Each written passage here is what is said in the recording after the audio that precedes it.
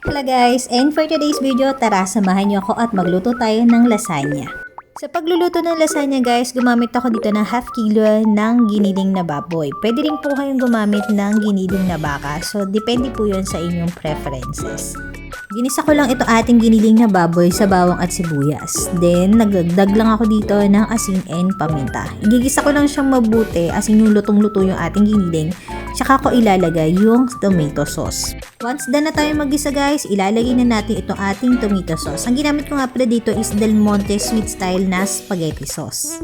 Lulutuin lang natin to ng bahagya guys, tas magdadagdag ulit tayo ng paminta at asin.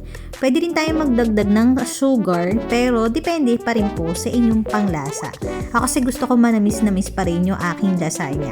Pero kahit hindi na kayo mag-add ng sugar guys, okay lang yan. Sa half kilo nga pala ng giniling guys, mas okay na 1 kilo ng tomato sauce or spaghetti sauce yung inyong gamitin.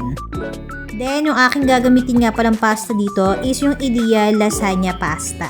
Once done na tayo dito sa ating red sauce, tayo naman ay magluluto ng ating pasta. Yung ating lasagna pasta nga pala ay niluto ko lang siya ng 8 minutes. Pero depende sa inyo yun guys ha. Pwede kayong kumuha ng kaparaso ng ating pasta para ma-check nyo kung luto na at okay na para sa inyo. And now, nasa last and final step na tayo, which is yung pagluluto ng ating white sauce. Sa pagluluto ng white sauce, kakailanganin lang natin ng butter, all-purpose cream, quick melt cheese, and optional lang po yung all-purpose flour. So, depende na sa inyo yun guys kung maglalagay kayo. Para lang yung magtiken, pero kahit naman hindi kayo maglagay, okay lang kasi magtitiken pa rin siya. Make sure lang na 2 cans ng all-purpose cream yung gagamitin natin para marami yung ating white sauce. Pakukuluan lang natin to ng bahagya guys. Mag-add din tayo dito ng salt and pepper. Then, tikman nyo din kung okay na para sa inyong panglasa yung inyong white sauce. Pwede nyo na nga rin pala guys isabay yung butter at saka all-purpose flour pagka nagluluto kayo ng white sauce. Tsaka kayo maglalagay ng all-purpose cream and then yung ating cheese. So yung pagkakasunod-sunod dito sa video ko, kahit hindi nyo yan sundan, okay lang guys.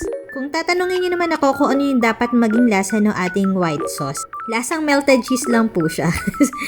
And after natin dito sa ating white sauce, gagawin naman natin is yung pag-aayos ng ating lasagna. Guys, itong lasagna na to, pwede siyang bake or pwede ring hindi. So, nasa sa inyo na po yun. Pero itong aming lasagna, hindi ko na siya binake. At kung gusto niyo naman na yung lasagna niyo is bake, kailangan po nasa stainless na container yung inyong lasagna. Pag gumagawa ko ng lasagna guys, ang ginagawa ko nga pala is yung gantong form? Yung gantong style, yung mauuna yung pasta, red sauce, then white sauce. Tapos ilalayer ko siya ganun. Paulit-ulit lang na ganun. Pasta, red sauce, and then white sauce. So hanggang dito na lang guys. And if nagustuhan niyo itong aking video, please don't forget to like, share, and subscribe. Good day and God bless po sa inyo lahat. Bye!